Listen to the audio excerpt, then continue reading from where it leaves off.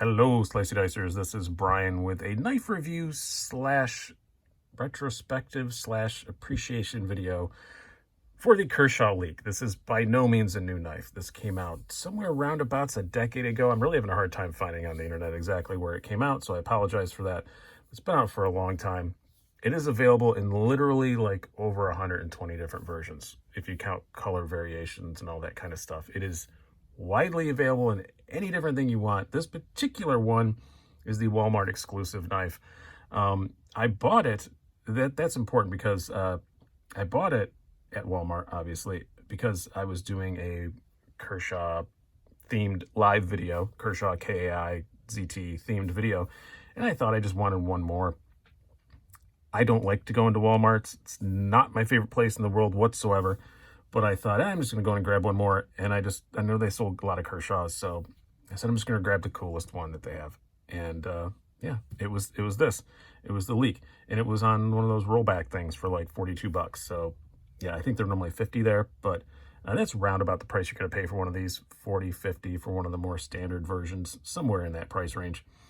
And I grabbed it. And you guys have been bugging me for years to get one. Almost since the day I started this channel. You said I needed to get a Leek, and I never did. And you know what? Now I have one, and I get it. I get it. That's probably gonna be the title of this video, is the Kershaw Leek. Okay, I get it now. It is a really, really cool knife, and I do very much enjoy having it around. I intended to buy it just for the show and sell it in the next knife sale, but you know, I'm probably not gonna. I'm probably gonna keep it around unless I get another version. I do really, really like it. It is a cool knife. It is a Ken Onion design. One of his first ones with Kershaw. The Leek, as you know, they went with that onion theme for a while. There's the chive and some other ones. And I really do like it. I think it's a very cool looking knife. I always thought it looked cool. The problem with why I never got one was that the dividend exists. And I really like the dividend. Unfortunately, at this particular moment, I don't have one. I am ordering another one on Monday, but I wanted to get this video out, so I didn't want to wait around in a whole other week before I got it. But I will have another dividend back. But yeah, it is a really cool design, but just that dividend I like so much, I just thought I'm not gonna like the Leek as much. And there's one major thing we'll get to in a minute that I still don't like about it, that you can probably see right now.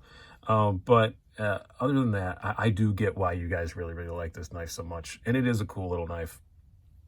And I don't see a reason not to keep it around. It's not like I have a whole lot of money into it or anything. The standard versions, you're looking at 14C, 28N steel, aluminum handles, very, very slim. Like I said, it's just a really cool design. And I guess, by the way, side note, I'm getting off track a little bit. I got to hang out with Ken Onion quite a bit at Blade Show.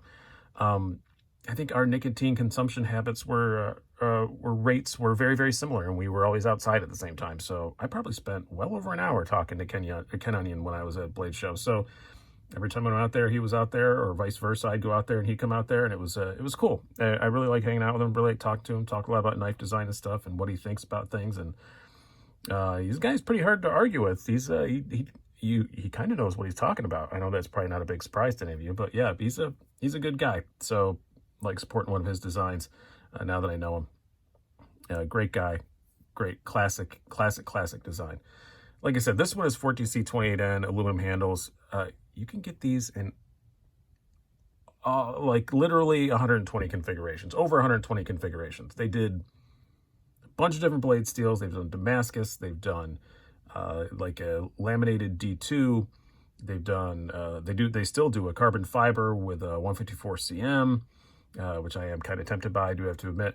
And then they have, partially serrated blades.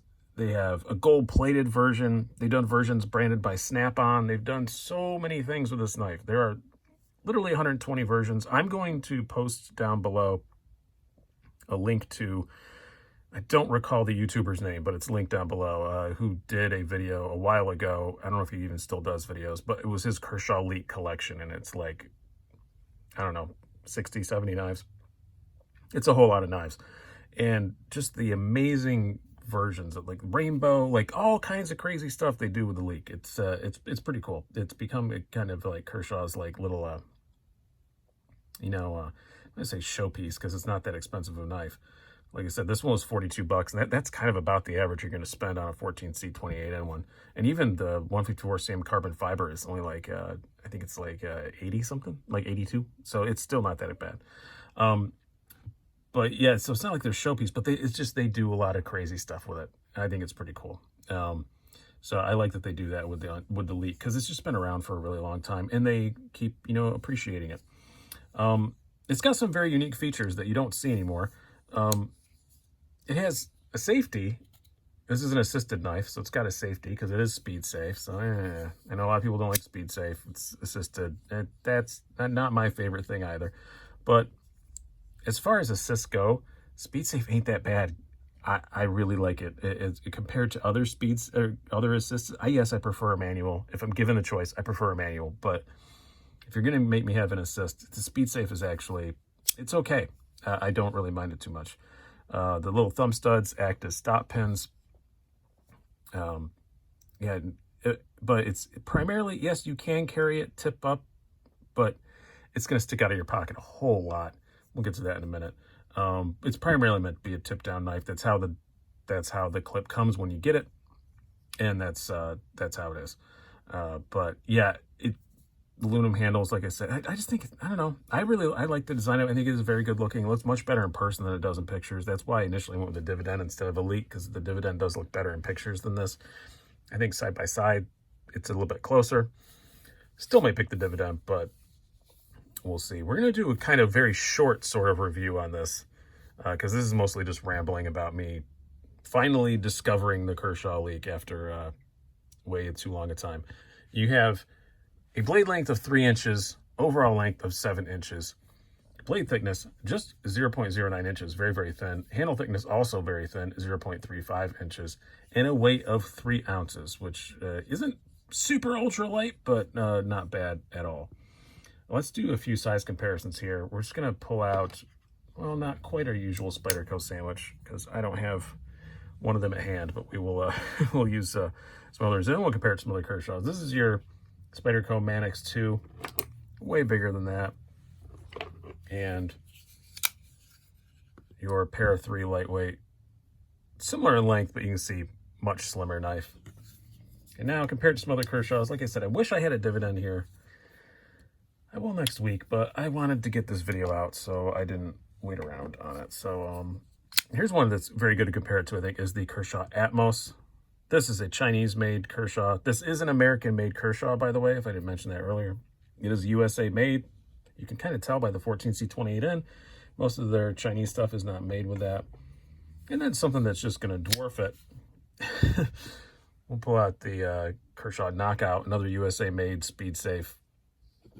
This is the M390 USA-made blade version. And then lastly, we'll just do this one. Another Chinese one, but this is another assisted. This is the Kershaw Elmar AM4. So a little bit shorter than that. As far as that blade goes, I know that's what everybody talks about, how much they love this blade. And it is very, I will say it is very dainty. It is very delicate. Not very delicate. It's pretty delicate. Very thin blade stock. Very thin tip. Not terribly thin behind the edge, though, I will say. It's about 24 thousandths. I was kind of expecting it to be a bit thinner than that. And the reason why I expected that is because when I took it out of the box, it was screaming sharp, and I didn't measure it. I just started using it, and it slices really, really well. It's a nice hollow grind, and the blade stock is so thin that it's kind of almost okay that it's a little bit thicker behind the edge. At the time this thing came out, 24 thousandths behind the edge was considered pretty thin.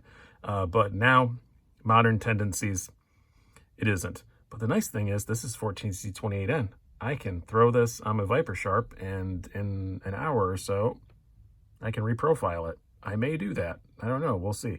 I can't see using this for many other videos, so that's probably what I'm going to do. But I do like this kind of modified Warncliffe blade. Works great for EDC tasks. It's been a joy to use. The last week I've had it, I've pulled it out a whole lot. Like, if it wasn't my primary, it was often my secondary. I left it in my jacket, which means it got used a lot, and it's been working really well. I really do like that about it. Ergonomics, also pretty darn good. You can definitely feel this pocket clip, but with a handle this small and this thin, I don't really know what to do about that, other than make this clip smaller. That's the, that's the next thing. I hate the clip on this thing. And that is why I initially got a dividend instead of a Leek when I was looking at my first, speed safe, Kershaw. Yeah, this clip is huge, and the mounting holes, I don't like where they are. This is the only knife I ever carry tip down, because if you carry it tip up, there is about that much knife sticking out of your pocket.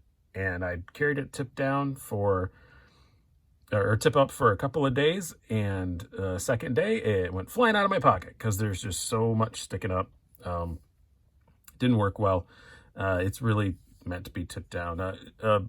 MXG Gear does make a deep carry clip for it, I saw, which I am kind of tempted by, but also this is a $42 knife and the clip is 23 bucks. So I'm like, do I really want to do that? I don't know. Maybe if I get a carbon fiber one, I will. But yeah, not gonna on this one, I don't think. I'm just gonna carry it tip down and be a downer. Deployment wise, yeah, it's speed safe. I've already kind of covered that. It works really well.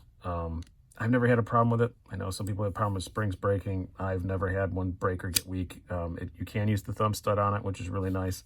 And honestly, that's mostly how I open it. I mostly use the little thumb stud or stop pin, whatever the hell you want to call it, but it works really well. But I have to say, overall, it's just like, I kind of get why people love these so much and they collect them so much. And I don't think it's just that it's a great knife. It is a great knife, undeniably. But the way Kershaw has propagated and fueled the collector market with the Leek by making so many versions, that's pretty smart. You have to admit, it's pretty smart. It gets people, you have a product that's good enough to get people hooked, and then you just keep giving them different versions so they just want more and more and more of them. And no problems with that. That's just pure marketing genius. Are some of the versions of the Leek completely silly and stupid? Yes, the 24 karat gold plated one is silly, but I kind of want one, and that's what you got to do. I mean, I own way too many pairs of sneakers that I don't need, and I'm just like, yeah, but I kind of want these ones. They've done that with the Leek. They've made knives they've made a good knife, a good basis, and then just make a million different versions of it, and people want it. And I used to think, well, when you make the dividend, why would you keep making the Leek? I totally get it now. The dividend, even though I do think quantifiably the dividend is probably a better knife. It's more modern. I like the blade better. I like the ergos a bit better. It doesn't have that retro cachet, whatever you want to call of the Leek. And I totally see why they still make it. Now that I have one, I totally see why they still make it. So you guys were right. Again, I should listen to you guys more often. You guys have never steered me wrong yet when you tell me to get something and I get it. I almost usually like it. Almost always usually like it. And this Leek is no exception. Can't see a reason for it to go anywhere. It's probably going to stick around for a bit. It's a good size comparison knife, all that stuff. So hope you guys have enjoyed this. I've been Brian. Have a good one.